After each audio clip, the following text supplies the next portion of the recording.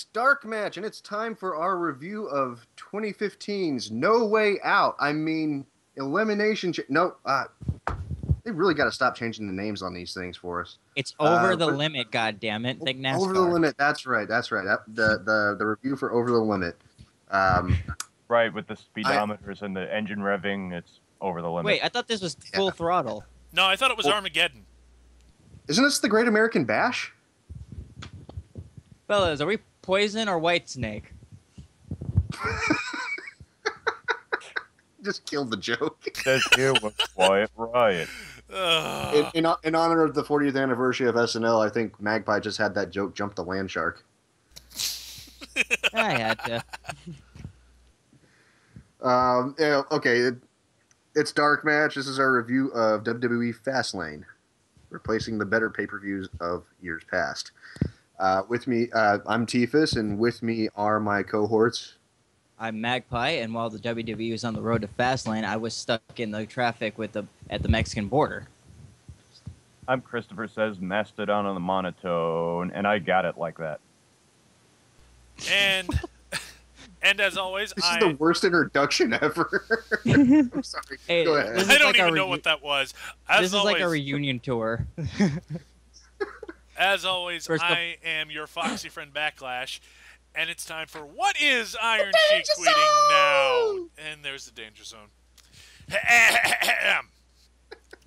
Vinny Patrick White underwear. I have the skid mark longer than the J-Lo dress. Hashtag Oscar 2015. You know, I love how Iron Sheik had time to watch the Oscars when he had a match tonight with John Cena. I mean, Hulk Hogan. Well, he had to squeeze it in between yelling about A-Rod coming back to the Major League Baseball and threatening to break everyone's neck in Toronto. Oh, it's yeah. all there on Twitter. Go see it for yourself. I'd just like to clarify that my introduction was the worst ever because it came from WCW 2000, so it was my intention all along. God, you fucking smart. No, it's because Foreshadowing. No Leaf's got us watching a bunch of those pay-per-views, so it's going to rub off on us. Damn it. Not saying why, but you'll find out. This is why I got a day job. All right, so... good God. All right, kicking it off... Shut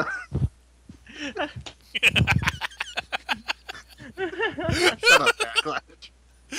This is... I know this is going to be one of those smooth transitions where we come back from retirement, like, just right off the bat.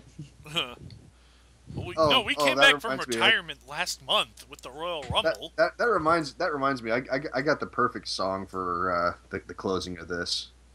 I'll give that to you later. Okay, Backlash. all right. I look forward to it. I got the perfect song. I got a request for the opener too, but I'll get that with you later too. Okay. Completely unrelated. It's my birthday tomorrow. Yay! Yay! Happy birthday! You get to review this paper. Happy birthday, Mr. Teefus. All right. So coming at us last Sunday live from Memphis, Tennessee, where King constantly reminded us that he used to live there and he saw Johnny Cash there once and Elvis. And if you look in the first three rows, you can see his bastard children. If you look in the last 11 rows, you can see all the wives all trying to collect alimony. Well, we should start with the pre-show. We don't have to talk at length about the pre-show, but breaking from form a little bit, there was no match on the pre-show. Yeah, that was kind of crazy. Which I think was actually kind of a good idea to have that kind of supplementary material instead of like putting, say, like a tag title match or an intercontinental title match, which they've been doing for like the last several months. Yeah, it seems like that'd be a good. It would be a good idea to do that on a lot of shows instead of doing a cold opening to Raw with a 20-minute promo. Let's just sum up. Let's just sum up the panel like this: Renee Young's cute, Corey Graves still has a job, and Brian Saxon isn't black. Yes, he is. All right. And Booker. His last name is Saxon.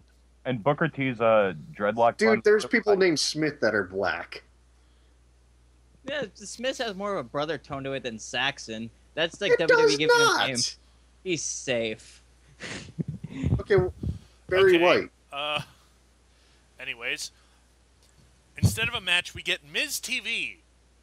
You're really not going to let us have the racial conversation. No, I'm not. Right? We're just talking racism very quickly. It's topical. It's not racist.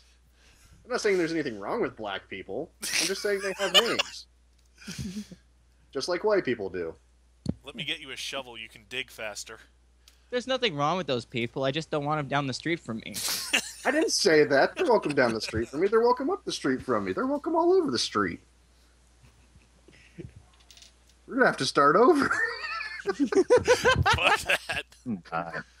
That's How do you never recover happened. from this? Well, we're Do already, that shovel. what, 7 minutes into our show and we just got into racism? Yep.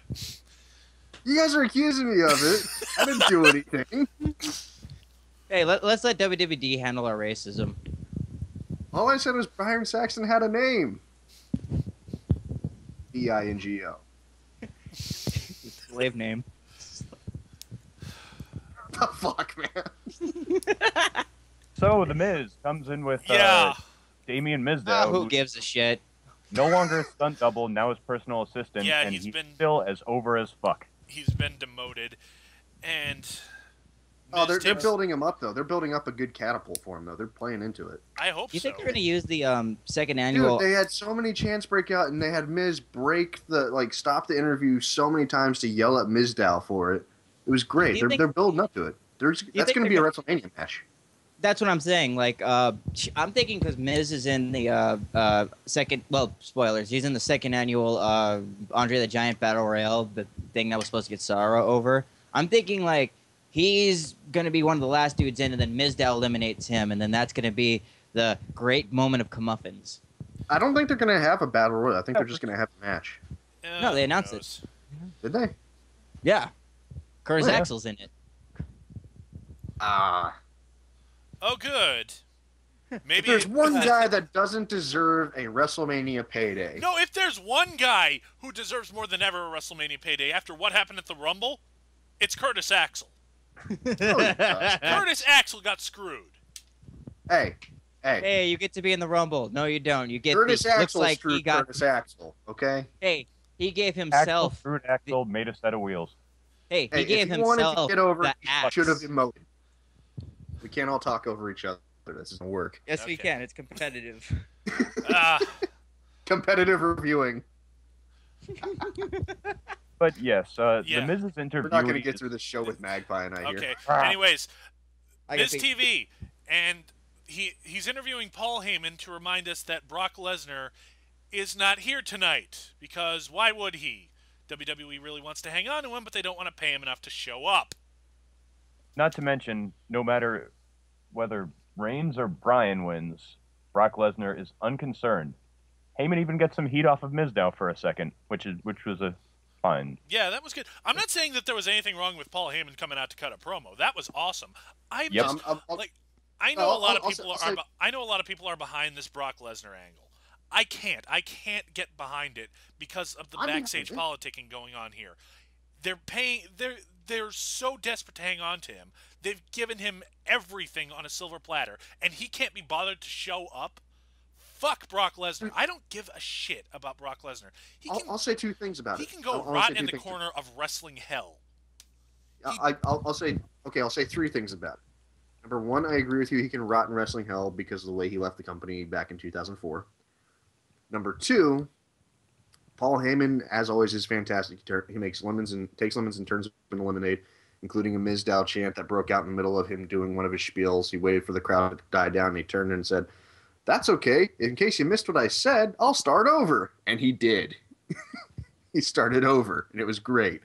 And number three, I hear what you're saying about the politicking and not paying Brock Lesnar enough to show up, but if there's one world champion that it works to not have them around as a means, like that they can actually get him more heat by not having him show up and just send a representative and have him act like it's beneath him to show up unless he has a match, it's Brock Lesnar. But I feel like Sorry. the guy Fits. doesn't get heat, though. I feel like the guy doesn't get heat because people do see him as a legitimate threat, and they just appreciate him for that. Well, Sorry, guys. I had to they- get back they- from taking a wicked Miz. Ugh. It's Going back to it's- Lesnar, I don't mind the point of him not being there. I would just make it a point where, okay, that guy's my champion. He doesn't have to show up for every pay-per-view or Raw, but I would pay him enough money. If I'm paying Lesnar, right, I'm paying him enough money to show up at pay-per-views to at least beat the crap out of somebody. Besides Cena. But I gotta say this though, because you kind of just hit on it too. He doesn't have to show up for every Raw or pay-per-view. How many days has it been since he's defended the title? It was at the Rumble. Yeah, okay, and don't get me wrong, I agree. And before that, he had not defended his title. Like, don't get me wrong, like I agree, he shows up. Yeah, like how long do we go between when? How long do we generally go between when he defends his title? Well, I mean, between and I completely agree, because like if I'm booking him, I want him on like every other pay-per-view defending that thing and beating the living crap out of somebody. Like imagine every pay-per-view. Well, really, that's been every pay-per-view. That's been the prevalent joke. That's the thing. Smart booking here says Daniel Bryan files a lawsuit over them cherry picking when to enforce their 30-day rule. Yeah, actually, that has been the prevalent joke, that Daniel Bryan had to forfeit the title because he couldn't defend it. So he gave it to Brock Lesnar, who is just choosing not to defend it. But Triple H, on a random Raw, Triple H basically pulled a loophole in it, and he said, like, yeah, I know you never got your rematch for the title, but what you did was you went the hard way. You went to the Royal Rumble for your title shot, and now you have nothing. So that's true. But he could still make them like try to force their hand to make Brock Lesnar vacate the title. They don't want that. Brock Lesnar still plays into their hands. This is one of those times where they kind of wrote themselves into a corner and they're just choosing not to acknowledge it. I just would have liked to see some title defenses, like say Ziggler has to try to overcome the Lesnar beast. Not going to, but imagine just like the psychology of that match. Or let's say the less Ziggler gets fed through the meat grinder anymore, the better, I think. Well, it's not so much a meat grinder thing, so much as it's like have him have like the moment he had with Luke Harper, but given on a pay-per-view. Like Ziggler against especially Brock Lesnar, dude, he's gonna get the crowd on his side, dude. That's gonna be an investment match. I mean, but that's what I'm saying. Yeah, but if you do that too much, he's just another Zack Ryder, but with longevity. Yeah. Well, I mean, here's the thing. Here's a guy who could win titles, and people buy into it. Okay, he loses the build-up match, but he still wins the title match, you know? Things like that. Ziggler could do that. They're wasting an opportunity with him, but I'm getting off track. Let's get on with the show. I have more to say, but I'll save it for later because it will be relevant later. Yeah. So, this doesn't really have much more to it, so let's just get into the show proper. We've already been going for about 12 minutes, and we haven't even started the show yet. Yeah, we haven't even started the show. We start with our first match, which is... We really need to just do some Four Corners in episodes. Yeah. We get to our first... Teefus plugging his show. Our first match, that hasn't been on the air for a year. Which is a 6-man tag team match. Dolph Ziggler, Eric Rowan, and Ryback versus Seth Rollins, Kane, and Big Show. This match was dog shit. It was useless. This match had good work rate. The finish was bullshit. It served no purpose. No, this match was completely pointless except for one thing. Oh, absolutely. And that was to get 5 specific individuals out there to have one person do something. I found the... No. You threw 3 perfectly good wrestlers and Ryback under the bus to protect 2 guys who are pretty much... who the rumor is they're retiring after WrestleMania. Well, no. It's not even that, because again, it all leads to one person doing something. That's it. That's all this was. It was built up for one person.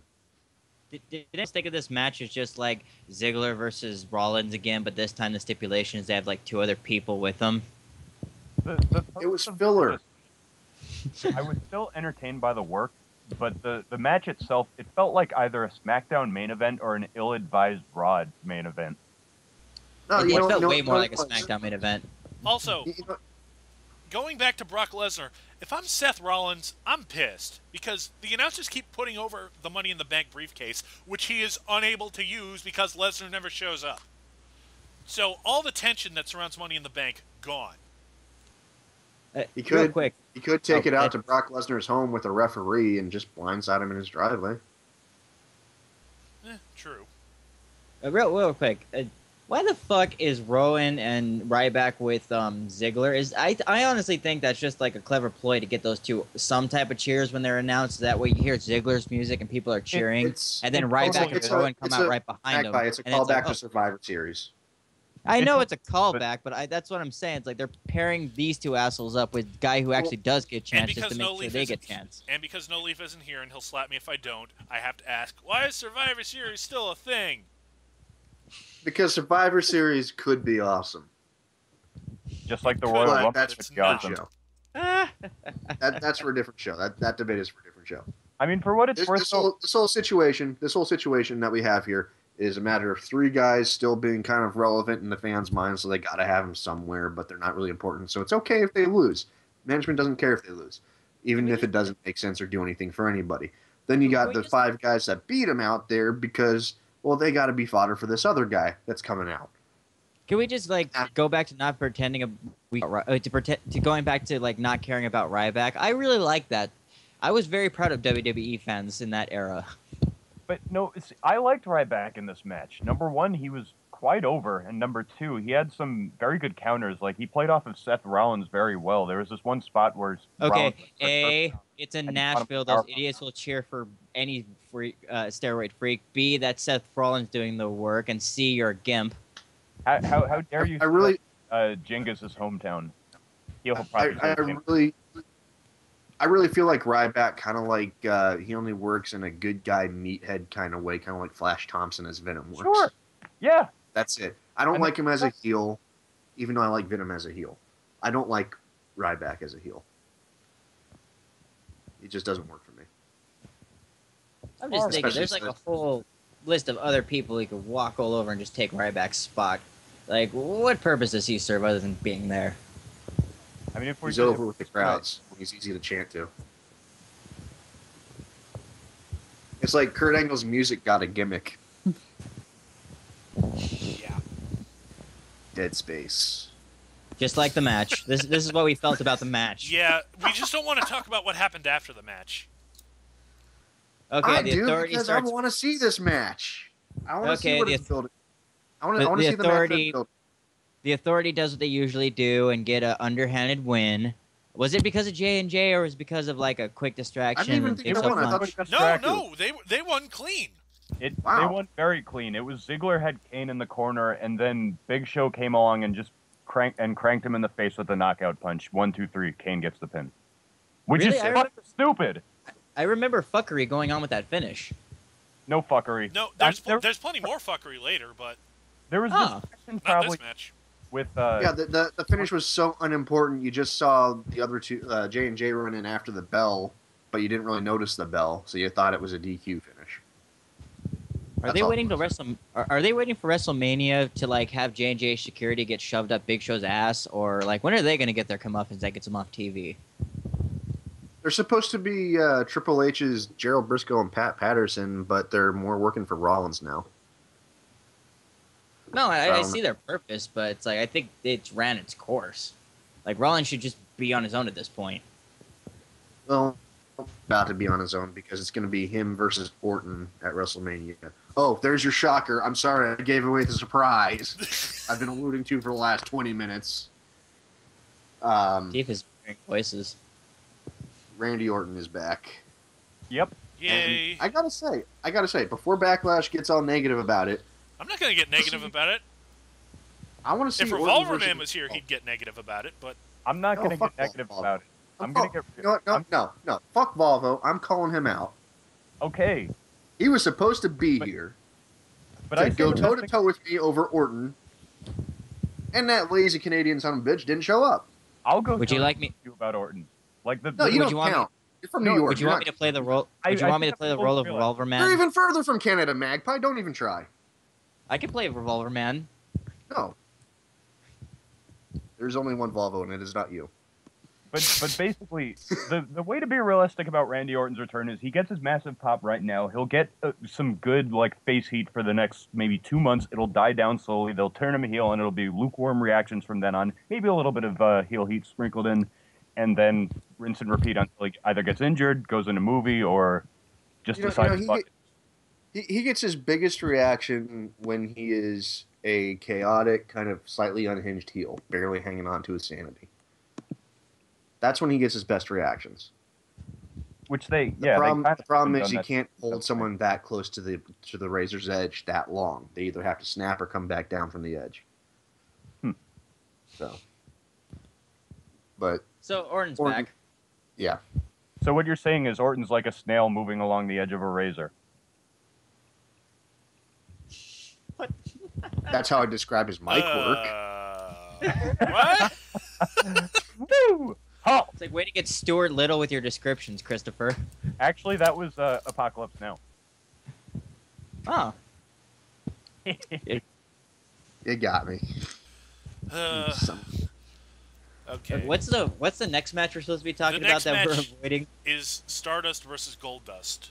But first, But first, there's a backstage segment with Goldust. No one cares about the backstage segments. yes, it does. It has Dusty Rhodes in it. Establishes. No one cares about Dusty Rhodes backstage segments. It's incoherent. The sensibility, Yeah, but I can't look away. yeah. Sadly, they kept Dusty on script, so no crazy dialogue. No bicycles. Just leathery skin. I hate when fat people lose weight and they don't look right. And that giant fucking scar on his head. Yes. He earned that scar. Anyone else remember Boboli pizza crusts? Is that the No. pizza with like the two kinds of cheeses in the crust? No, it's just a pizza crust. You buy it and you put your stuff on it yourself, whatever you want to buy and put on it. It's just a crust. Huh. Oh But yeah, I if you remember want to know those. what it looks like, just look at Dust's forehead.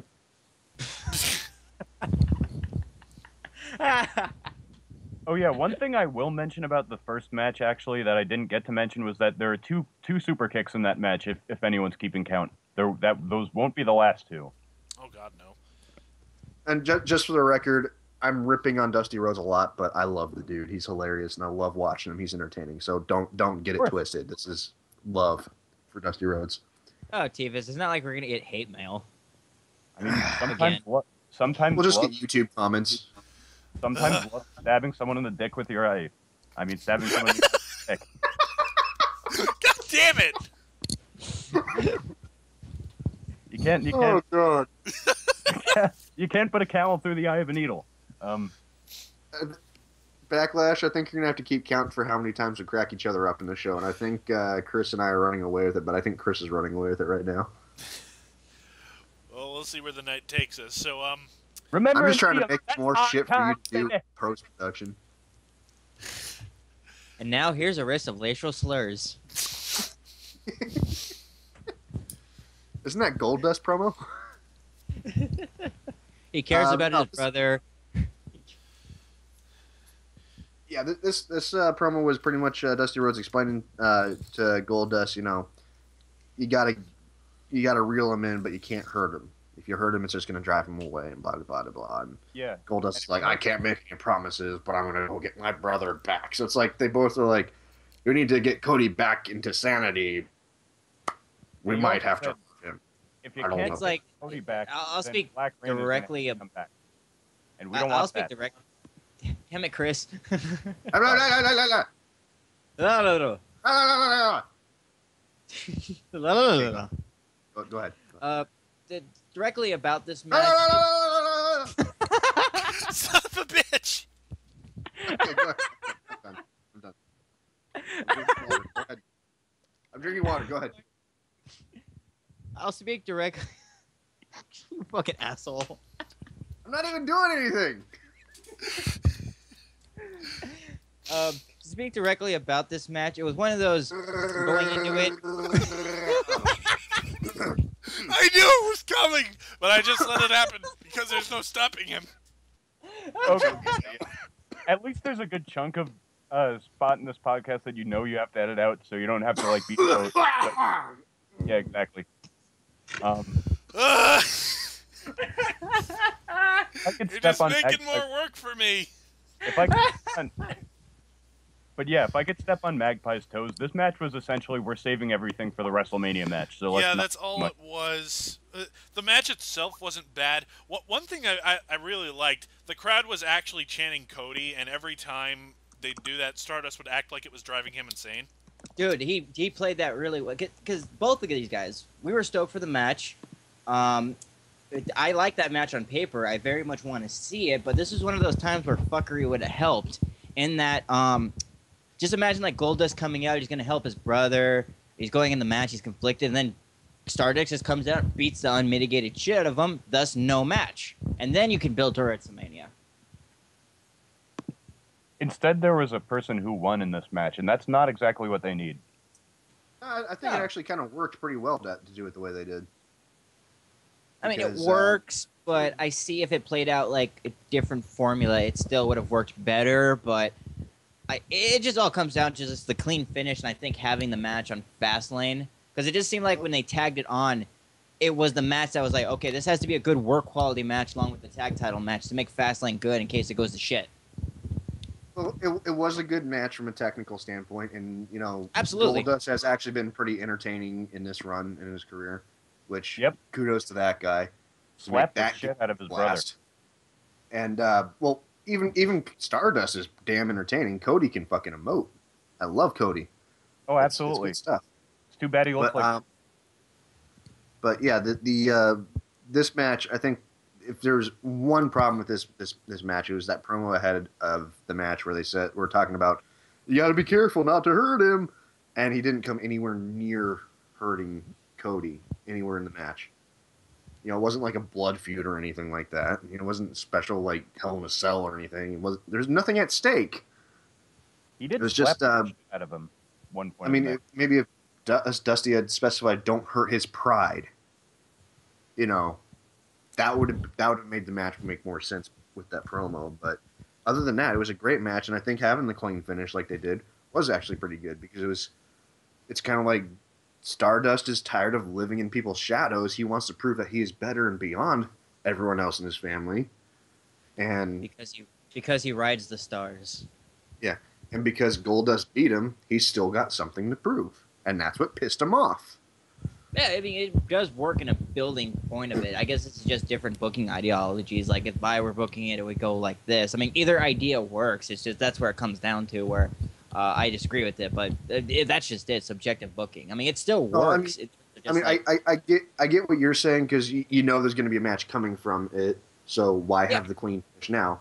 But it's because they're trying to launch Cody past Goldust. So have Goldust win now and give Cody something to work for. Because he knows he can beat him, but he's just got to prove he can beat him.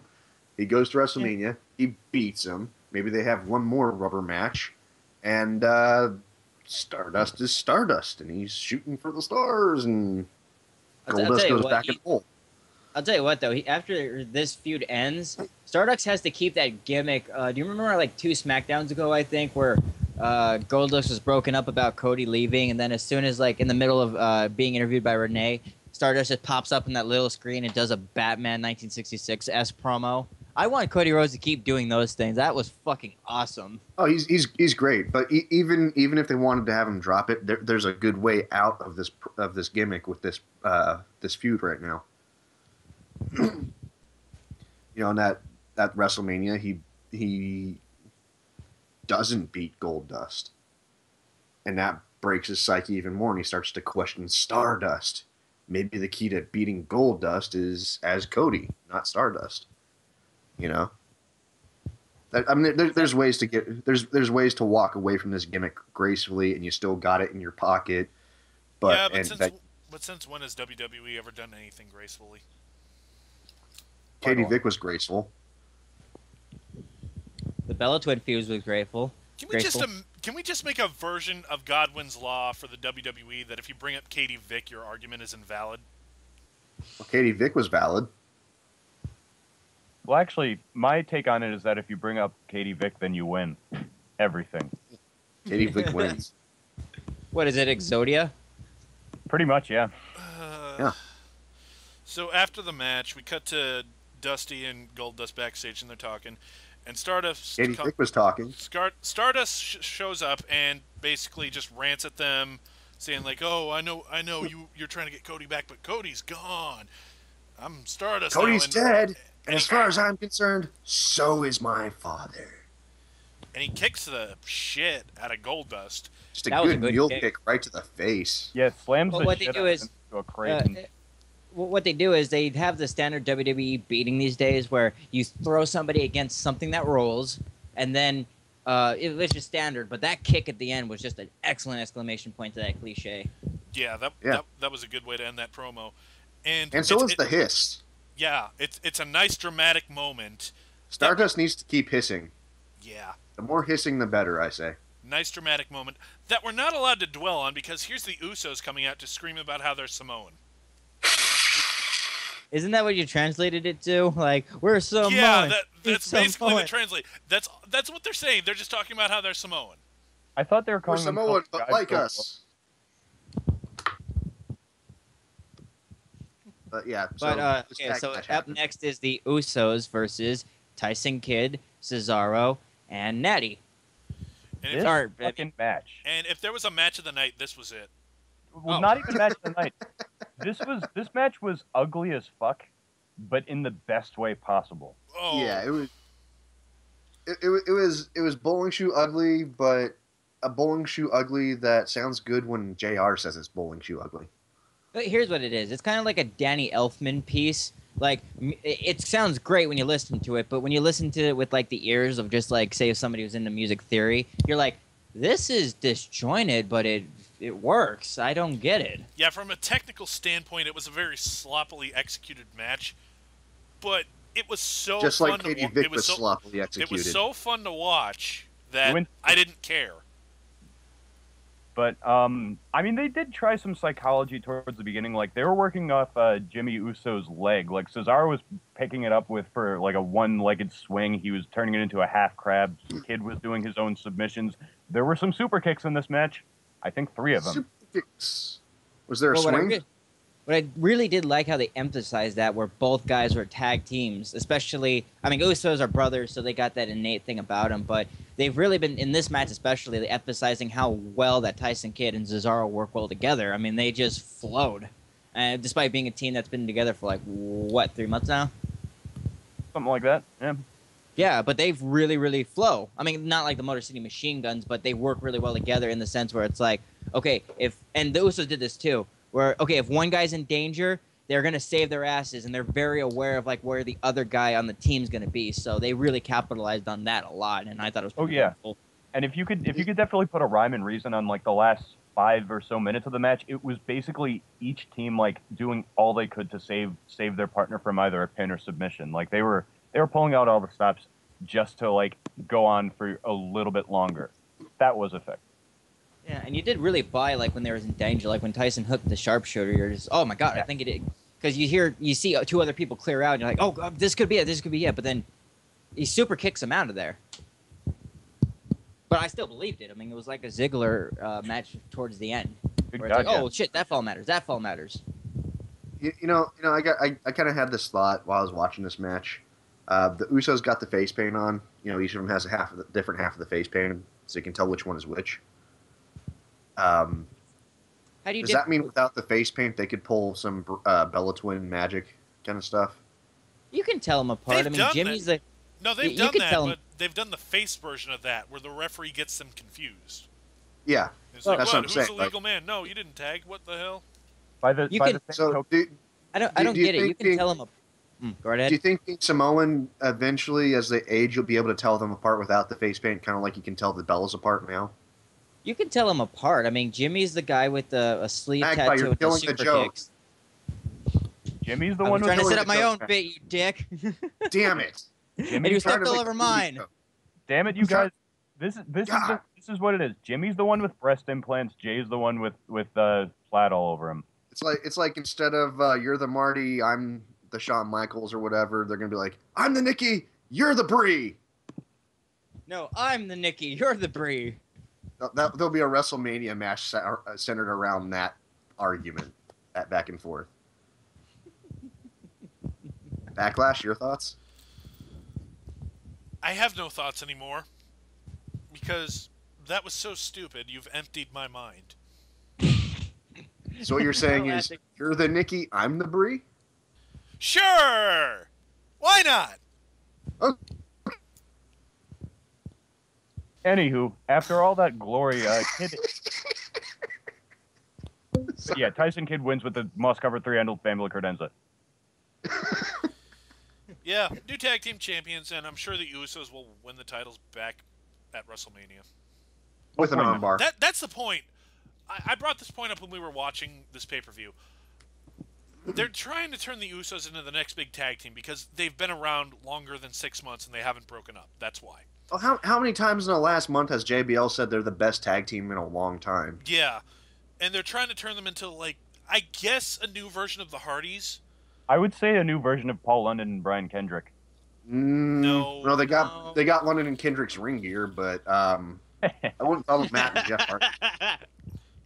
I'd say they're closer to Edge and Christian as far as ring style goes. Maybe, but the thing about both of those tag teams is that they came around at a time where you could get noticed for doing crazy shit.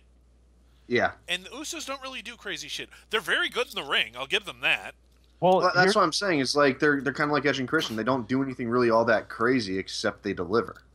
Well, except there's also the fact that they don't have anyone else to do crazy shit with. Q Cesaro Kid. Yeah, and they're trying to get them over only on the sole point that they win a lot of tag team titles. That's about it. Competition. So what you're trying to say though is measuring someone's success cannot be done by measuring their success.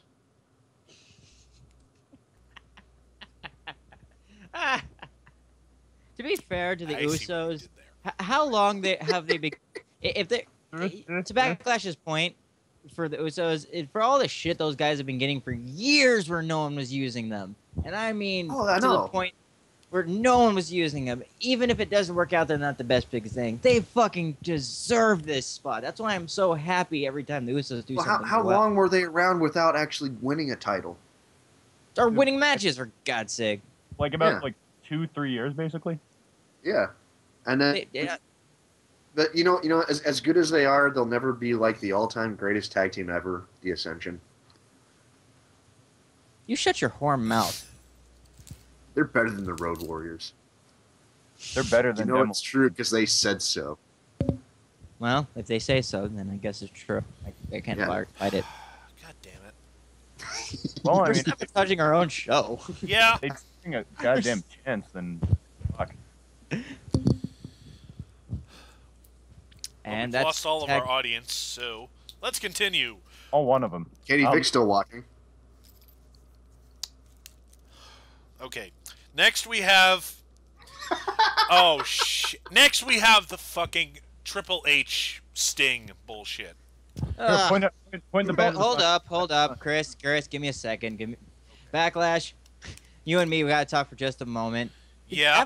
After going to Bound for Glory, did you ever give a shit about Sting ever going to the WWE from that point on? Nope. After I saw that match live, stunk. I have not been able to watch anything with Sting in it and take it seriously. Dude. Well, you know it's the real Sting because he wasn't wearing all black and white and he was holding a bat. And his hair. I'll talk about that bat later. But it's just if Sting was supposed to go... Was anyone confused that Sting on Raw, whenever that was not really Sting? Did anyone confuse him for the real Sting?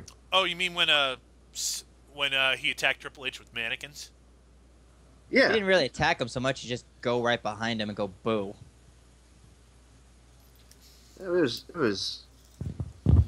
anyone at all worked by that gimmick? Nope. But it's like, again, childhood hero. I should have cared about my childhood hero seeing him live with Backlash, but I didn't give a shit at all. Backlash, what did I talk about the entire time going into Bound for Glory? You were talking about how it's almost sad what you were about to see because you knew it was going to be terrible. Oh, no, I was talking about I wanted to see Kurt Angle kick ass, but the good point, though, it's like, I don't want to see my childhood hero just in this condition, and I don't... Like, I should have been really, like, trying to bicycle my way to WrestleMania right now because Sting's on WWE, and in WrestleMania for that matter. But no, I don't care that my childhood hero is finally there. That ship sailed in 2010, man. It really did. Agreed. Okay. Go ahead. He did too many Scorpion Death Drops and landed his head on a chair. Oh. You know, Backlash, if we would have been in that show, that would have got a louder pop than anything that the Magnus and Sting match got that night. If I'd have seen that, I don't think I would have been. And that was the main event of that show.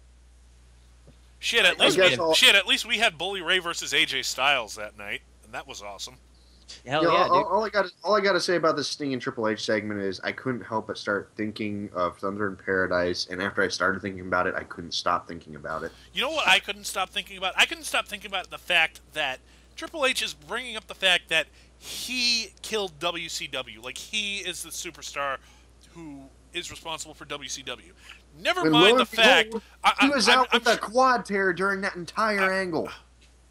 I'm pretty sure The Rock and Steve Austin would like to have a word with you. And the guy who was in charge of the spending budget of WCW, he worked a lot harder killing that company than Triple H did. Yeah. Yeah. Never mind the fact that during the entire invasion angle, he was out on injury. And the fact that for years and years and years, everyone knows it was WWE's secret agent writing team that they sent over to WCW that really killed it. Let's be fair, though. If this was like around the invasion time, let's say if a Sting versus Triple H match happened, and they got Sting and everyone cared about in WCW, we probably would have enjoyed that. Dude, anytime up through 2004, it would have been good. After 2004, it didn't make sense anymore because it's just like, yeah, whatever now. Well, and actually, 2010 happened because you knew it was kind of the end of, like, the tail end of either him or The Undertaker really being able to do anything anymore. Like, if you're going to have that match, that was like the last chance you're going to be able to have them anywhere near their primes. You're right. Doing a match. And they missed that. And Triple H, not Triple H, Undertaker was lucky to line himself up with the guys that he did line himself up with since 2010 to have decent matches at WrestleMania. And wait a fucking minute. To get people excited for Sting being the WWE, like, and I'm going to forget all my feelings right now, contemporary Magpie. Let's go back to Magpie when he was 6 years old. If I want to see Sting in the WWE, I want to hear his rad Sting music where he's the fucking adventure, just brown, now, now, now, now, now. I want to hear that in WWE when he's going after Triple H. I would have gotten a big fucking pop. But no, but that shitty in-house music that they produced, that's not going to get anyone excited for Sting. Yeah, just knowing what we're dealing with right now, it's giving me such heartburn. I got to go get an antacid, so I'm popping these right now. All right, I'll just summarize this. Triple H gives Sting an opportunity to join the Authority, except he never gives him the opportunity to accept, because right after laying that deal, he says, the other option is I beat you up, and then he just proceeds to beat him up anyways. Well, he did say he knows the look on his face, so he knows what his answer is. Yeah. And then he gets the most deadly weapon. He didn't even really offer to let him join the Authority. He offered him merchandising contracts and a spot in the Hall of Fame. Yep. And he goes out the ring. Which he's already getting anyway. Gets his sledgehammer, a weapon so powerful he has never once used it the way it's meant to be used. He's always got to cup it with that fist to shield the power, man. Hey, that's what gives it its killing edge. The fist gives it its killing edge. But his fist is the snail on the razor's edge. We found a weapon that is stronger than the sledgehammer. Is that how you do it, because Chris? Sting pulls out his bat, doesn't even use it on Triple H, just holds it to his chin like it's a fucking shotgun. And Triple H is like, whoa, whoa, whoa, be cool, be cool. Throws the sledgehammer away, puts his hands up. I'll give Sting credit. That was kind of cool. It's just point at the throat, points WrestleMania sign, points at throat, points at WrestleMania sign. Like it was a cool moment, but I'm like, it's a fucking bat. He's holding it to your neck. Well, backlash. Well, hold on. I see what you're trying to say, but I disagree with you wholeheartedly because Triple H would have had to swing back and then swing forward to get that hammer to do a lot the way he was holding it. All Sting had to do with that bat to Triple H's throat is just fist pump, and Triple H would have been hurt. Yeah. It's just a bat, but it's still a bat. I mean, no, it's not a shotgun. But have you ever been hit by a bat? I have it actually. Really hurts. It hurts. It fucking hurts. Of course, he's been hit by a bat. He lives in Boston with. I'm not saying it wouldn't have hurt if he hit him with it. I'm just saying he was holding it to his neck like it was a shotgun. Well, come on, Backlash. Yeah, it would have hurt the throat, man. Have you been punched in the throat? The purpose was served. You could see how intimidated Triple H was by how many times he told him to point the bat at the sign again. Yeah, that's the point of this. Sting versus Triple H at WrestleMania. Probably at least 5 or 6 years past us giving a shit. I know. You know what though? I still do give a shit. You know, as past its prime as I know it is, as way late to the game as I know it is. Teefus, I'm There's gonna. still a part of me. There's still a part of me that's just like I'm gonna love this match. Well, It might be as bad as Bret Hart versus Vince McMahon, but I'm still gonna enjoy it. Well, I'm gonna encourage you to look up Bound for Glory 2013 Sting versus Magnus. No. And I'm remember everything that I TNA watched that match live. TNA Dude, you can does see not me on exist. camera just not None of giving a that shit about counts. that Scorpion Death Block. You got to remember, with TNA, it's a matter of the performers not giving a crap either. But in WWE, they might actually give a crap. Give a crap nothing. That was fucking arthritis in his knee to like make that submission look unbelievable. He didn't bend at all. Well, Triple H isn't exactly known for his submission moves, now is he? You honestly forget the sleeper hold. That's Randy Orton. And that's usually Triple with H the used that to microphone. beat Jeff Hardy. No, that's what microphone puts us in. Damn it, Magpie!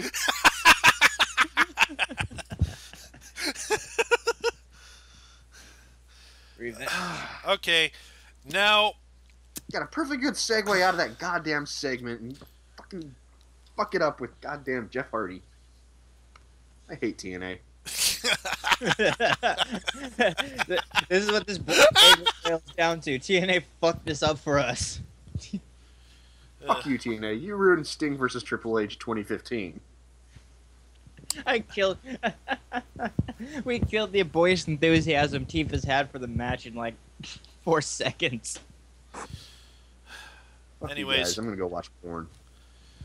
now we have the Divas title match. Nikki versus Paige, and I don't You remember said that like anything about Paige is this. a bad thing. Well, I don't remember anything about this match though. Nikki versus Paige. No. God damn it, Teefus. The only thing I remember about this match was that it reasserted how well of a hoss Nikki Bella is, how much better she is in that role, like with how much she slammed Paige into the corner, into the barrier, like the power moves that she did, stuff like that. You can definitely see the influence of Cena on her and Bryan on Brie. I just kept picturing Nikki being like, for somebody whose tits weighs more than their entire body, I can't imagine her being a hoss. I mean, she does do the power moves, but it's That's like, Serena Deeb that you're thinking of. She's a relative hoss. She's a hoss relative to her crew. like if you say Pound for Caitlin's pound, a hoss, she is then a I'd be like, hoss. okay, there you go. Yeah. I see it. I mean, she's still not Caitlyn Haas, but she's Haas. Nor is she Yeah, but awesome you see what I'm song saying? hoss. It's like I can't imagine like a goddamn how much you weigh, like 105-pound woman just like being a Haas. Again, Caitlyn. Yeah. Just throwing it out there. I hope she's enjoying her doesn't life believe doing it. selfies and just like being happy and knowing she's that beautiful. Good for And her. selling way overpriced exercising clothes. So the moral of the story is God, Nikki $75 for a fucking shirt, Caitlyn. Are you fucking kidding me? Hey, you want to be aerodynamic when you bike or not? On a machine? Hey, you got to have speed. I fucking hate you, Magpie. Whatever. Anyways, Nikki wins by grabbing the tights. really That's She the didn't match. grab the tie. I remember that. And- She and was- She they tried to use- grab they the use- tights, but it's like she forgot she was supposed to. yeah. Meanwhile, Yeah. Paige, God bless her, was just like signing. She to didn't even ref grab like the she's tights in a supposed good to. spot. She grabbed them around the side. Yeah, but she didn't even like grab the belt loops or the tight visibly. Like Paige, God bless her, she was actually going to the referee like, "You grabbed my tights. You grabbed my tights. What the fuck?" But if you watch the replay, I wouldn't know. It looked like a clean pin. With turnbuckle Speaking cam. of the replay, Yeah, speaking turnbuckle of the cam. replay- That's a thing now. yeah, that's new. That's great. I guess John Cena fired his boom cam. He went to fucking burrowing the fucking turnbuckle. There's an owl joke in here, but War Machine's not around. nor will he ever be. because he No. hates us Yeah. Yep. in a loving way. I keep sending him pictures of stuff that resembles owls every time I find it. Your penis is not an Yep. owl. Knock it off. Wow. That joke went south quick. I was actually being sincere. I'm out shopping at Meijer, and hey, look, there's an owl clock. I'm going to take a picture of it with my phone and send it to War Machine. Oh, look, there's an owl on the cereal box at this restaurant. I'm going to take a picture of that and send it to War Machine. Everywhere I go, anytime I find anything with owls, I send it to him. So if you guys still follow War Machine on Twitter, feel free to send him owl shit. Oh. Facebook, too. God, Remember, no wonder he hashtag doesn't. join DarkMatch. God, no wonder he doesn't talk with us anymore. Teefus, I get the sneaking suspicion that you're trying to create a superhero origin story, or perhaps a villainous origin story. I'm just trying to. We saw too many have damn more owls. I'm not, okay. Truth be told, I'll come clean with you guys. I referenced it earlier. I got a day job. I don't have time to harass War Machine like I used to, so I'm trying to outsource to you guys. So remember, hashtag anything with owls, send it to War Machine. Hashtag join DarkMatch. If this was ever a time for us to miraculously get a fan base, now is the time. Oh, I hope so. Anyways, this next match, it was one I was trying to get excited for, but I couldn't, especially considering the match turned out to not be good. Oh, Hulk Hogan versus Iron Sheik? No, that would have match is been great. that would have been amazing. Iron Sheik has a huge boner in that match. It's great. That would Oh, have been he has that- amazing. When you have that new blonde walking around, which great for Sheiky, baby. I mean, yeah, I'd have a boner too during that match. So by blonde, you mean Hulk Hogan? No, well, yeah, but the other blonde. Yeah.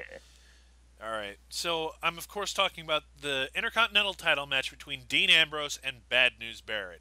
One of the reasons I was trying to get excited for this was because something we didn't talk about on the pre-show. We had Renee Young interview Dean Ambrose, and he really put the title over. Like he made it. Yeah. Magpie, you would have been proud if you saw that promo. Damn it! Why do I have to ignore the pre-show and cool things happen like in the rare moments? What are you talking about? The pre-show is always the best part of the show. The only problem I have with the interview is every time I see that hat, it just makes me think of DeviantArt. Yeah. But yeah, this match, it was not very good, and because of fucking overbooked finishes. Now, wasn't the finish like he beat him unconscious? No. The finish was Barrett wants to leave, so he gets out of the ring, takes the belt, and starts to walk away, and Dean Ambrose says no, drags him back into the ring, and starts beating him up again. Barrett tries to leave again. Ambrose does the same thing. Ref tries to separate them because I guess he was going to let Barrett leave, but Ambrose keeps saying no, so DQ. The Vinny No special. 5 count, no 10 count, no counts at all. Yeah, just you didn't let the champion walk out of his own match, so you get disqualified. And actually, let me give a quick credit. Like, I agree with your overbooking thing, but I do like what Dean did next and just said, fuck it. Beats the crap out of Bad News Barrett and just takes his title. It's like, I fucking won that. He tried to run. I kicked the crap out of him. I'm the champion. Well, see, the problem with that finish is that not that it's overbooking, but that it's woeful underbooking. Like the booking of this match apparently forgot that like a countout is technically a disqualification. So, yeah, the ref's just gonna let him do that. Yeah, pretty much any SEC versus Big Ten game ever with the refs definitely being paid off by the SEC. And I just forgot as I was making that reference that none of the three of you know what the fuck I'm talking about. Nope. Damn it, Chris! You're supposed to have the third nope. I'll say that I know what he's talking about, but I won't elaborate. Fuck, I mean elaborate. Verb, not adjective. We're getting buried by our own jokes. This is great. Speaking of which, thinking back to that Iron Sheik boner, I think I know where that hole in the turnbuckle for the camera came from. God damn it. You're welcome. Alright, so are we done talking about this match? Because I've got nothing else to say. I'm done talking about Iron Sheik's penis. Good enough. Because next, Sheik versus Hogan. Katie Vick versus Hogan. No, it's Waylon Mercy versus Mean Mark Callis. With Oh, Katie I Vick on forgot pole. that. Oh my god, I forgot that. I completely forgot that was a segment. Oh god, Chris, get into it. I forgot that happened. And the calamity will begin. But anyway, the lights go dim, like you hear the druids chanting the Halo theme. You hear the bells. They bring the torches out. The casket is lined out. I predicted this from a mile away. It doesn't necessarily make it bad. Casket opens. Yeah, who didn't predict that this was happening? oh, that was glorious though. Bray Wyatt troll face. Yes, exactly. Yeah, that was awesome. I think what's his name? Matthews got new feature opener, segment opener, right there. I agree. Nothing. Fuck you guys! Come on. Fuck, you're gonna know Please something. no I'm sell just the gonna take my joke. ball and go home. I'm gonna pull CM Punk and just leave. You would betray your You could've sensibilities. pulled CM Punk. We don't have health care. I don't need you. You need me. I'm leaving. Oh wait, you guys are still making money and I'm not. Damn it. And I don't think I bet you can't figure out which side of that argument I fall on. I don't know. Is UFC gonna hire you too? Send your hate mail to War Machine, 123 Oregon Street. So yeah, Bray Wyatt cuts a promo saying that he was Jason Voorhees before, then he became Galactus, then he became Waylon Mercy, and now he is Shang Tsung because Undertaker's soul is his. None of those characters have anything in common. Shut up. You're Isn't he the stupid. Spectre? Isn't he I the don't give a Spectre shit. because he has They're to all save the Bray Wyatt. Undertaker's soul from limbo? No one knows. Fuck. So, yeah. I don't know. Like, I loved this promo, but I don't know how I feel about this match they're booking because the streak isn't a thing anymore.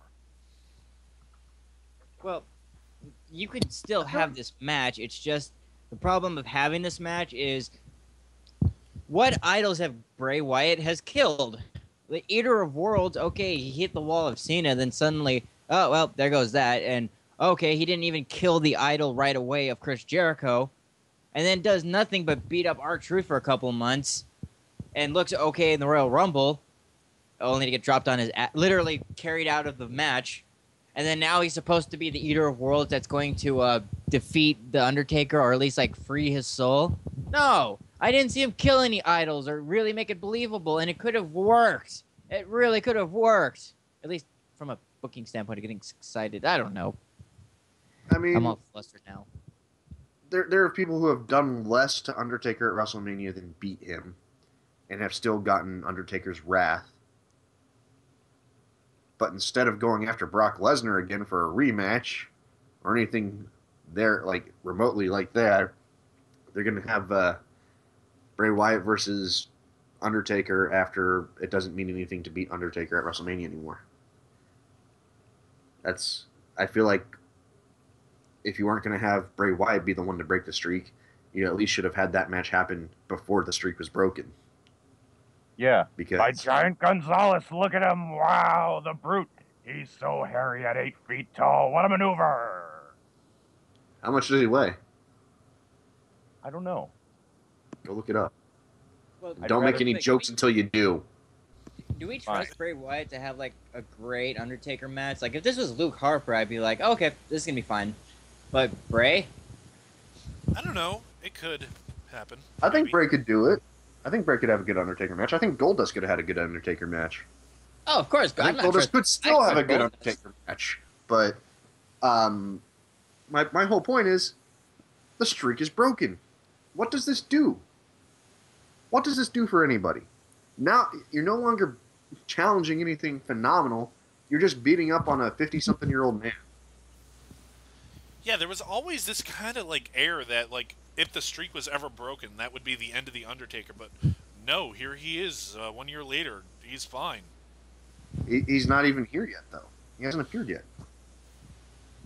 Are we gonna play? Are we gonna place bets on when he's gonna come on Raw? That could be a twist. They could be building up to nothing. The Great Nothing. No, that actually might be kind of a good angle. Like, Bray Wyatt lays this challenge down, and The Undertaker does not answer because he's been beaten. He is done. He's no longer there.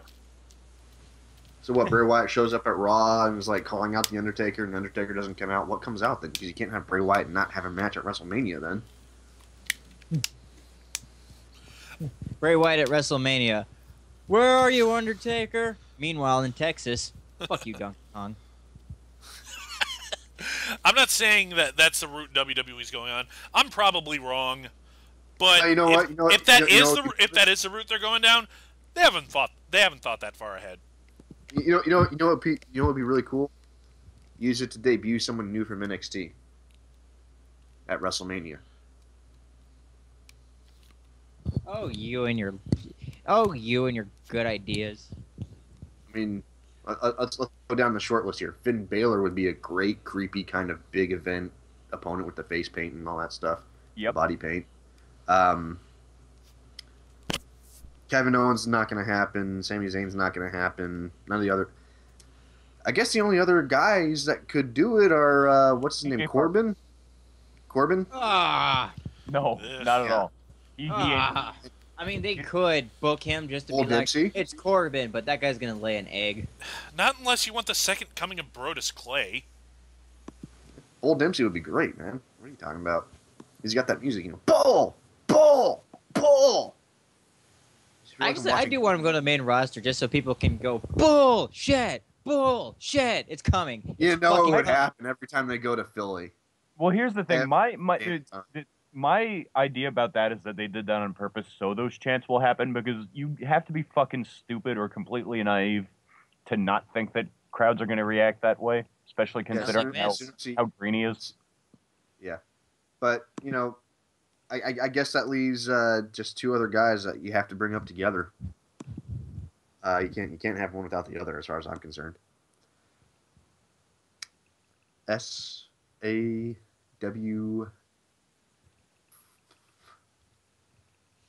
How do you spell that word again? Wow, we're really excited for to get on the lane to WrestleMania. I'm just saying, fucking, how fucking hilarious would that be for a fucking smark? Have Bray Wyatt calling out the Undertaker for a couple of months and heavily alluding that's Undertaker, and then revealing, yes, it's definitely Undertaker. Then a month of build of, yes, Undertaker, I'm calling you out, and there's no answer, but everyone's all wrapped up in the hype and everything. Come WrestleMania, Bray Wyatt comes out. It's like, where's the Undertaker? I'm here to fight the Undertaker. Here comes the Undertaker, and no Undertaker. It's just Enzo and Big Cass come out and do their "How you doing?" opening shtick, and there's just this fucking match out of nowhere with Enzo and Cass versus Bray Wyatt. And then WrestleMania changes it to NXT presents NXT-Tizzlemania. I'd be okay with that. I know it's not going to happen. I'm just saying that would be fucking hilarious because just troll level over 9,000 for Triple H at that point. And it wouldn't even be a bad match because Enzo is pretty damn good. I think Big Cass could have a decent match with Bray Wyatt. The irony of us talking up NXT instead of the show is that I really liked FastLane, actually. I thought it was way better than it deserved to be. I'm not trying to take away from FastLane at all. Every match was technically sound except for the one. The opener. Even the Divas match was pretty damn sound. U.S. title match! U.S. title match? That was a great match. Yeah, Dean Ambrose. No, that's the Intercontinental title match. Yeah. Well, they're so important, I just can't help but get the two right every single time. But, it's... See, you're killing Magpie. You're confusing the worker belts. I lost it, I'm sorry. Speaking of U.S. title match, that's what we have next. John Cena you ever thought you'd Rusev. imagine Hulk Hogan? Okay, I'm going to drop the Hulk Hogan versus Sheik bit. Yeah. Yep, Rusev versus John Cena. I'm sorry, but this match was terrible. How you do? And I'm not saying that because it's an anti-Cena statement. I'm just saying these two did not work well together. How you do it? I mean, maybe it was mainly Rusev. Like, they got to showcase him as well as they could, and honestly, like, I like it every time they do because he's pretty much he's a total package as far as being like a pretty big, strong guy, but with enough agility. Like his offense is explosive. I'm doing great, thank you. No, I'm not saying it because it was more focused on Rusev. I like Rusev. He's great, but you're just saying they didn't have chemistry. Yeah, it was I could slow see that. plotting. A lot of moves were pulled off kind of awkwardly. I could see that, but I will say this: at least they were smart enough to have Rusev win this one. Yeah, but not clean. Yeah, he did. It was technically clean. It was technically No, it wasn't. Clean. Technically speaking. No, it wasn't. Okay, he did get the low blow behind the ref's back, but and you know what? That would be okay, except we've established that he doesn't need to pull distractions like that to win these matches. He still hurt him and pinned him. But see, that's what gives it intrigue for a rematch. Because you just had this guy beat John Cena as the big dark horse Haas heel mid-card guy beat John Cena, which usually John Cena wins those matches clean and kills that mid-card heel's momentum dead. But that didn't happen this time. And also, that mid-card heel Haas dude doesn't need to cheat to win, but this time he did cheat to win, whether or not he actually needed to or not. So now you have your fodder for the next match. At a bigger stage, where John Cena has proven that he is not afraid to put the up-and-coming guy over. He put The Miz over WrestleMania. I think Rusev has good chances. I'm sorry. First off, he did not put The Miz something. over at WrestleMania. He put The Rock over at WrestleMania. No. WWE put The Rock over at WrestleMania at John Cena and Miz's expense, mostly at The Miz's expense. But John Cena still put The Miz over. Yeah, Miz, nothing valuable was lost. But, I mean, it's like, look at what happened with Bray Wyatt. Fuck you. Oh, come on. Look at, like, how many episodes have I really praised The Miz? Fuck you with a nail file. What? Just don't talk about our sex lives right now to distract me. Talk about the goddamn show. Ow. Indy. No, Miz is great. Don't talk shit about The Miz. Miz is very good. Ohio, la la la la la la la la la la. Ohio, I can't hear anything you're saying. La la la la la la la la la. Oh, you know who's better than The Miz? Taz. No one. And the Brooklyn Brawler. And Zack Ryder.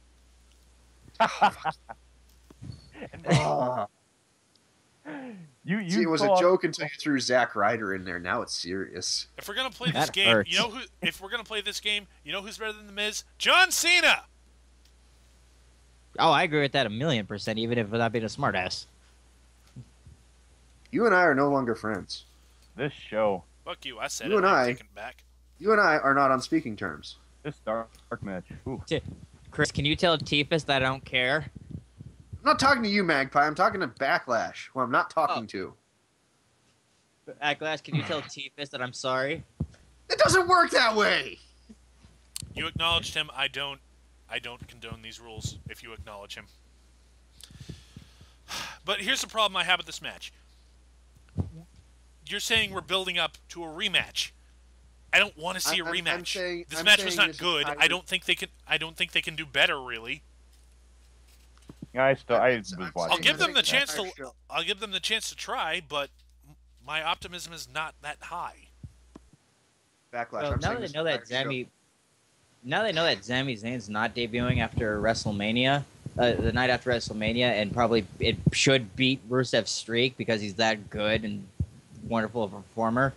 I have nothing bad to say about this match, but it did nothing for me. I mean, it's like it could have probably picked other people to work with. Like, shouldn't Reigns be beating this dude?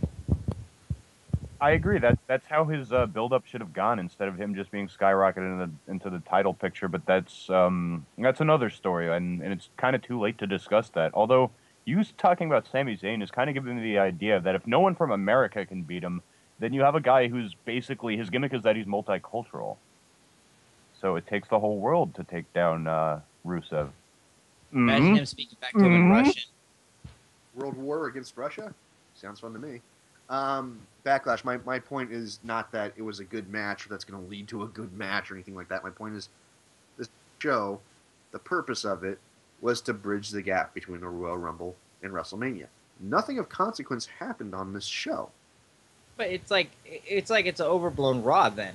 Granted, we got the pay-per-view free, It so was I an guess. overblown Raw. It was a good show filled with decent to good solid matches that were entertaining. They were fun. Fun segments between matches. Even when a match wasn't that great, the segments around it, leading into it, coming out of it, were good. If the segments going in or coming out weren't that great, at least the match was good. And nothing of consequence happened, but it established things. It helped get people cemented into their seats for WrestleMania that they're going to be in at that show. That's what the point of the show was, and I think this match still did a decent job of that, as bad as and as lacking chemistry as you felt it was. Exactly. I was adequately sports entertained. And shut up, Chris. No. And I'm not disagreeing with anything you said about it. I kind of feel the same way too. They kind of didn't really have that chemistry working into this match, but at the same time, I feel like the Rusev character and the Lana character were big enough to compensate for the lack of chemistry they had with John Cena. And John Cena really just, I like the guy. Personal level, like not a oh my god, that character is great or anything like that, but like John Cena the person is a good guy. He's a good worker. He puts on a good show, but that character, I mean, yeah, I'd buy John Cena if had the blue ribbon. I'm not disagreeing with you at all. Yeah. So, I mean, I think we're on the same page on this match and where it stands. And I'm not saying that you are wrong to not be optimistic about the next match that's going to come from this, if that is indeed where they go. I mean, I could be wrong. But I don't think John Cena is going to walk away from this. But if you want to put over a mid-card heel, have them knock the face of the company out and beat him for a title, even if it is a mid-card title. Have him win by KO. That's a good way to win. I just think it would have worked better if he went over clean. I agree. But whether or not I think he does need to go over clean for that to cement his rise, his not at all meteoric rise, but his slow burning rise, which I do prefer. Again, I agree with you guys on that one. I just, I'm not as upset by the fact that he didn't win clean this time, because I see the potential for the next match. So I'm thinking that's probably where they're going to have a clean finish. Yeah. Because WrestleMania is the next pay-per-view. And yeah, that's how I feel. But going back to what I said during the Royal Rumble about the cell switch, after the match and Rusev has left, Cena gets up, flicks the cell switch, and he's fine.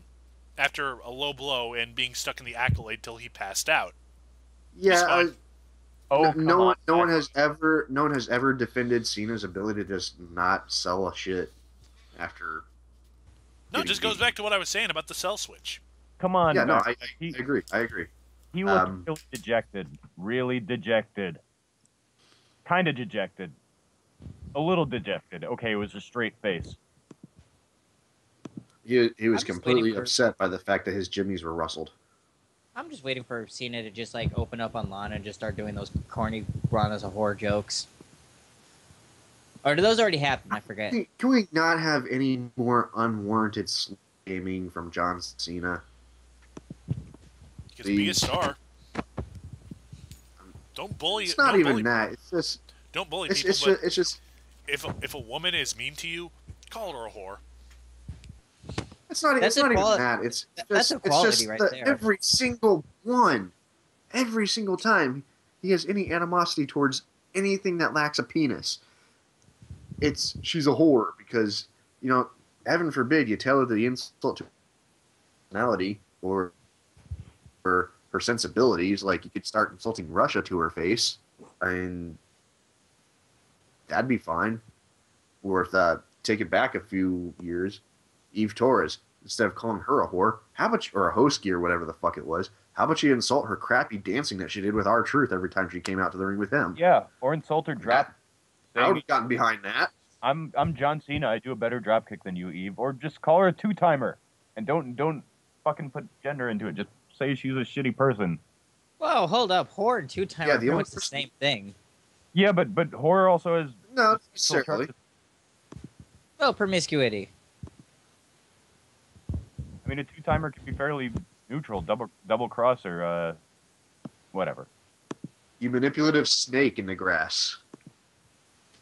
I don't know, but I mean, You the only person hillbilly that can really get away harlots. with calling people a whore time and time again is not John Cena. Absolutely not John Cena, but Chris Jericho. And that's just because he turns it into a chant. And Hosky is not a chant. Stop doing it. Don't do it, Magpie. I'm not gonna chant Hosky.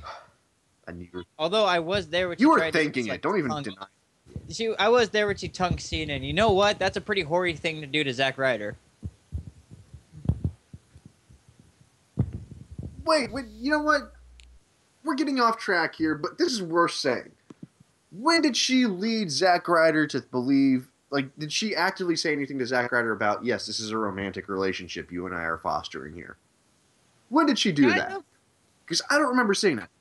I see the two of them getting friendly and him reading more into it than there was. He catches her kissing John Cena in a very stressful situation where John Cena just saved her ass. So quite frankly, if she's not tied down anymore, and John Cena's right there. Dude, she did the Bond villain promo where she talked about Zack Ryder, please. That guy's a loser. Da da da. I never loved him. She did the whole evil. After the fact. Guy. After the fact, leading It's into still it. confirmation. That happened. After the fact. You're Zyloning. It doesn't work that way. See, Kelly agrees with me. Did you hear that? She just agreed with me. This is a long-ass show. You're a long-ass show. What's the next match? All right, moving on to the next match. Good. It's the main... I feel bad saying that the tag match from earlier was match of the night because I totally forgot that this match kicked ass. Yes. Roman Reigns versus Daniel Bryan ass. for #1 contendership at WrestleMania. Thank you, Daniel Bryan. You have helped reaffirm the potential of Roman Reigns, and Roman Reigns, you did a phenomenal job reaffirming your own potential. Shit, he was wrestling like his career was on the line. Oh yeah, the guy left everything in the ring. Sold exceptionally well as far as underestimating Bryan in the early junctures of the match, getting kicked in the leg and really wincing. Sold his submissions exceptionally well. It timed everything perfectly. What else can you say? I what think else? it did everything they wanted this match to do. They set this match up as a means to get people to be like, okay, here's your chance for Daniel Bryan to be in the main event at WrestleMania, but we're not really going to do that. We're just trying to give Roman Reigns the rub from Daniel Bryan. And so you guys will shut up about Daniel Bryan and not chant his name during the main event at WrestleMania, like we know you fuckers are going to do. And I think it achieved that. I think it got people back into the idea of not taking their frustrations out on Roman Reigns, which is where they needed it to be. That's where they needed people's support for Roman Reigns. So that man's legs and eggs, though. He's doomed. Yeah, that's the problem because he's going up against Brock Lesnar. It's true. Yeah. That's not an enviable position. Hopefully Brock doesn't give him a concussion. I don't know, with how sloppy he's been in his matches, you never know. But the problem with Brock is, and this is a big part of Brock not being around, like you said earlier, is he's not available to work with at house shows or just before the shows. Get in the ring, roll around with him, just kind of feel him out. Yeah, so there's not a good opportunity to build. There's no opportunity for them to get together and build their chemistry together before the biggest match of the fucking year. Yeah. On paper. And I mean, No, Chris, go ahead because I got a big tangent to go off on. You make your point. Like mine was a Mega Fighter joke. Okay. Anyways, the problem with Brock is Can we stop picking on Mega Fighter, please? No, never. Right. Fuck him. He can die in a fire. Anyways. Wow, are you putting that in the show? Yeah, I am. Mega. Wow. Mega. The shit. Mega Fighter, I don't endorse the picking on you. I don't endorse picking on anybody. Seriously, the shit he gave me when he left the show. Fuck him. Okay, Fuck him. that's your call. Okay, back to Brock I Lesnar. don't condone it. Fuck him. The problem Fuck is, you, War Machine. no, War Machine I don't have a problem with.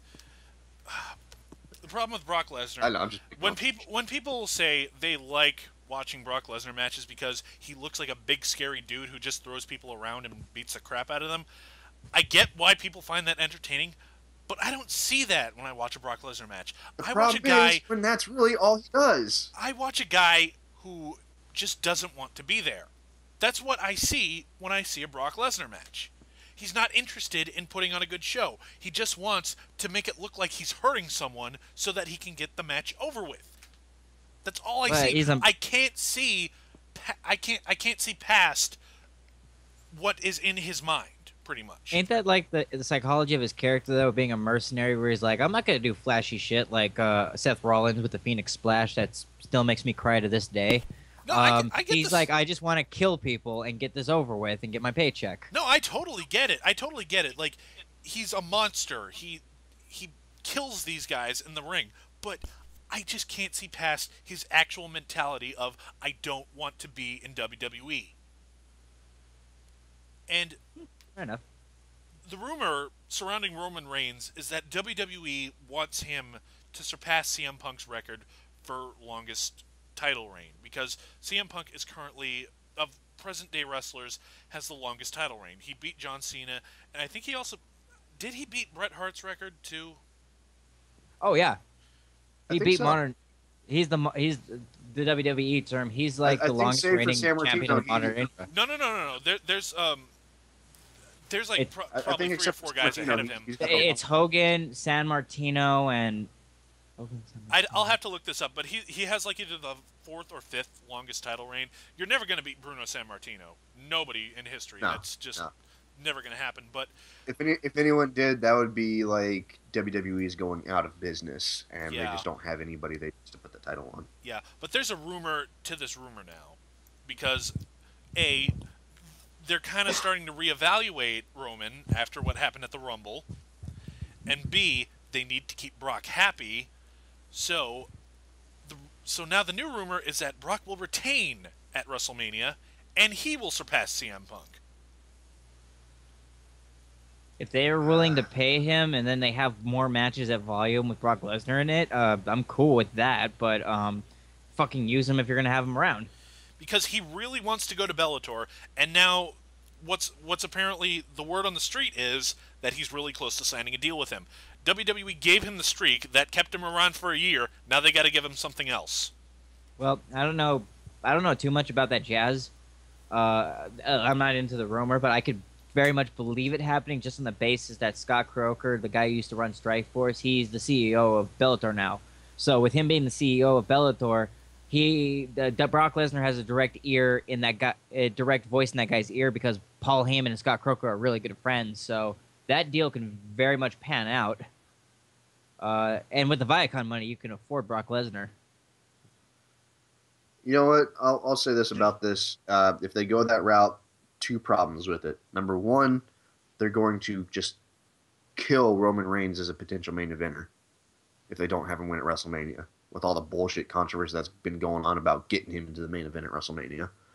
And 2, because, I mean, going back to 1, if you don't deliver on that shit after all the bullshit that's happened with the Royal Rumble and everything, and Daniel Bryan and CM Punk and all that bullshit, if you don't deliver on Roman Reigns winning at the Royal Rumble, you are going to have pissed off so much of your fan base. You know? I mean, I could see sending Daniel Bryan and having him lose to Brock Lesnar, and that'd be a different kind of pissing off your fan base that actually works for you, kind of. But not Roman Reigns, not a guy you're trying to establish. The other thing, number 2, if they have Brock Lesnar as the longest reigning modern champion, it will forever in my mind be with an asterisk by it, because again, he did not fucking defend that goddamn belt every 30 fucking days like a goddamn champion should. I'm fucking kind of serious about that. I know it's fake and everything, but that's like in the world of plot holes, that's like so goddamn gaping of a hole. I don't know how you could miss it. I don't know how you can go this long without. Don't look directly into it. It'll look right back at you, man. It already has. But now it buries. I mean, to an extent, having a champion that's not kind of aloof and not always there helps the prestige of your title, and in turn helps your other superstars. After a while, though, it just buries everyone because you're no longer competing for the title. You're competing for the chance to stand next to the guy with the title. And that's all. Also, on a booking standpoint, if there's not a direct line to the world title, meaning people are going after it, or that's the subject of the story, what that leaves you open for as a booker is that you can have you have to make a lot of personal reasons for these guys to be fighting against each other and make the worker titles more better. But if you're not doing that, and it's really just a sea of we know those people, but nothing really spectacular happens, then that also shoots you in the foot, along with everything else you just said. Yeah. So. And I've just looked it up. Longest WWE title reigns. Bruno Sammartino first, Bob Backlund second, Hulk Hogan third, Pedro Morales fourth, then CM Punk. So he's the longest of the modern. Yeah. That's the issue they have. Except in Hulk Hogan's mind because he still thinks he's modern. Yeah. And see, if they acknowledge that by having Brock Lesnar do that so close, it really is a disservice to themselves. If you really want to put CM Punk behind you, don't try to go out of your way to write him out of history books. Just ignore it. Let it stand for a while. Let the history mean something as history. Yeah, and then just focus on your now.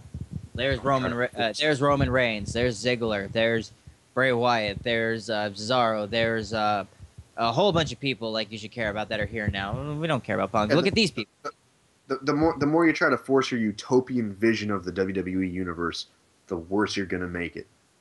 You just gotta kind of let it play out sometimes, you know? Hey, Chris, I might be getting this wrong, but did the way Teefus just described that sound like Brave New World? I'm not familiar with Brave New World, so I don't got a dog in that fight. The one time I need you for a goddamn literary reference, and you just no, sell me. Talk about Brewster. Talk about some Russian writer or something. Not Tolstoy. I read Brave New World. Yeah. I read books. I know who I read the fuck Barking Aldous Ghost Huxley once. is. I've heard of things. I may have gotten bitched out of a comic book store once, but shit, I still read. Oh, who hasn't been bitched out of the comic book store? I bought my niece Chicka Boom Boom for Christmas. I forget. I think we're supposed to be talking about something. No, we're done. Oh wait, actually, yeah, we are supposed to be talking about something. I just forgot what it was. No, we're done. Okay, go ahead. Daniel Bryan looked great. Roman made him. He made Roman look good. That was a phenomenal match. Yeah. And they actually really built it good for Roman in terms of sequencing, because it wasn't like Roman hit the spear 3 times and it still didn't put Daniel Bryan over. It's like him and Daniel Bryan had to do okay, we did this stages of moves and it didn't put you over. Now we do this next stages of move and we didn't put it over. And Roman just saved that last spear for the moment he won the match. Yeah. Nothing? I mean, I actually do. That's the one issue I have with this match is that I don't feel like the spear is Roman Reigns' true finishing move. I know you guys tried to tell me that that's just his setup and the knockout punch is his setup and the spear is his finishing move. That's a finishing move the way the fucking leg drop is a finishing move in the modern day. Even Edge stopped using it as a finishing move pretty quickly. Well, Edge wasn't even a spear. Edge was, I run towards you and then hug you, and you fall down. Yeah. But At least you know Roman, what I'm when saying. Roman does it, it's a fucking oomph. Yeah, but it's still a spear. Yeah, Oh my god, let me lunge at you real quick. That's not a finishing move to me.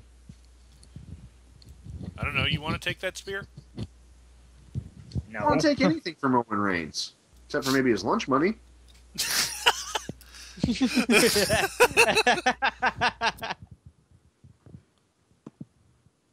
What's he gonna do? Bring a spear to a knife fight? 'Cause I got knives. You don't want this. Oh, cut a bitch. But no, as good as it is, I mean, I don't know. That's not really a complaint about this match so much as it is about the way they book finishing moves these days. I think. I didn't have a problem with it. Yeah. To each his own. Well, anyone else got anything? Nope. I don't. I have nothing. It's a All right, well, folks, this has been Dark Match reviewing WWE FastLane leading into WrestleMania 31. And most of the matches were good. Most of the segments were good. And so it goes. We'll see you at the next pay-per-view. And Which will be does anyone WrestleMania. Yeah. oh, is that gonna be a mega show where we argue over each other? What was that one Well, show it's- where we had No, everyone you know in what? it? It can't be a mega show without Mega Fighter. No! Damn it! Ready for the awkward reunion show. I just know that's gonna come back to bite me in the ass somehow. It'll. I'm gonna get so many comments like, I liked Mega Fighter. We can... Would those people be Mega Fighter?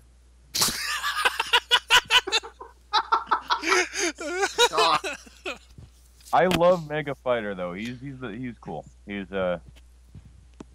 doesn't get enough credit. No, he Yeah, got on Mega my Fighter's my home. No, he got on my shit list.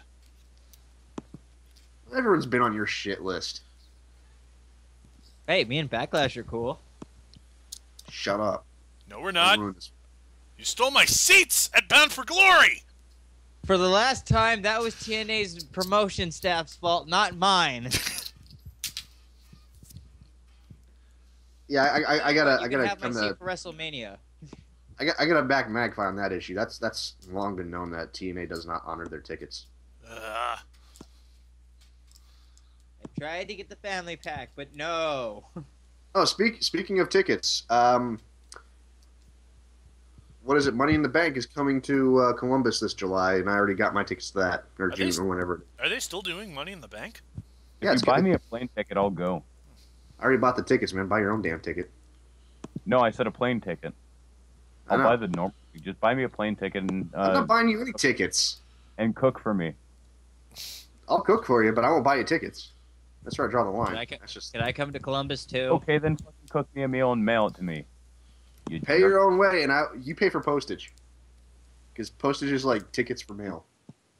Is this going to be the next reunion thing we do where we actually converge on one pay-per-view all together? I think we should. You guys want to come out for Money in the Bank? Dude, I totally Now will. No Leaf wants us to invade Maryland. Well, if you come to Columbus, you can't stay at my place because the better half won't allow it. That's But fine. Is there a I'll bring- Holiday Inn nearby? There's a Comfort Inn. Good enough. Can I stay outside Actually, no. your place? We can get hotels down by the arena.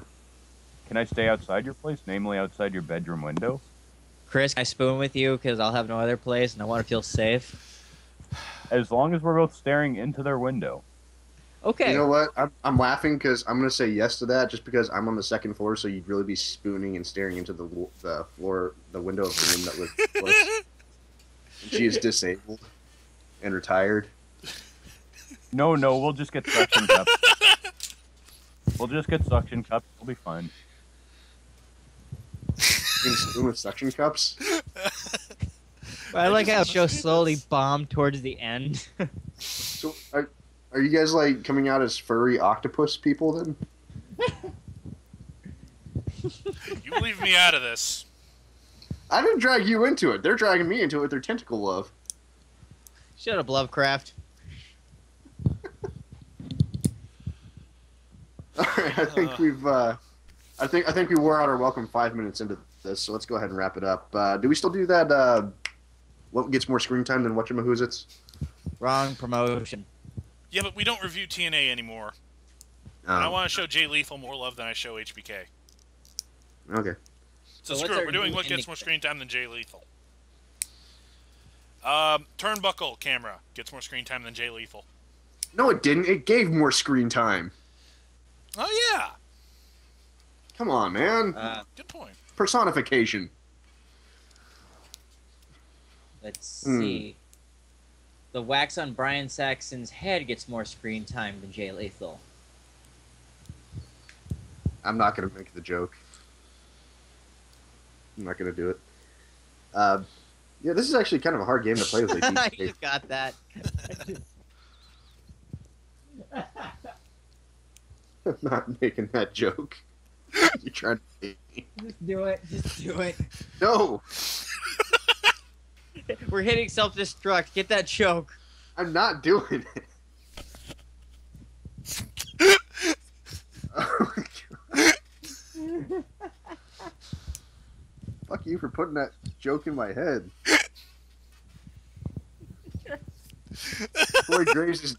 Corey Graves' neck tattoo gets more screen time than Jay Lethal.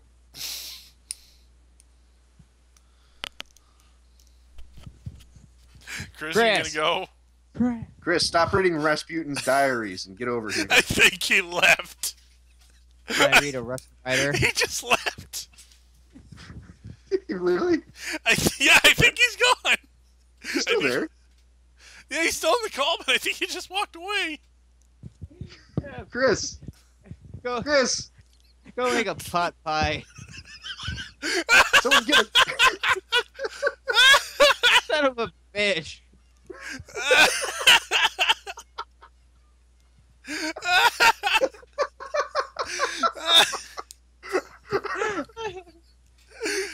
All right, the wall shot in the background of Chris's avatar gets more screen time than Jay Lethal. For DarkMatch, reviewing WWE FastLane, I am Teefus. Y'all want to fucking sign off anytime now? We're trying to wait for each other. Stop it. Just go ahead. I'm Magpie wondering. I'm in the danger zone! Don't give it Magpie. confirmed, you whore. I never got to do it! You I get to don't do it once. I get to do it.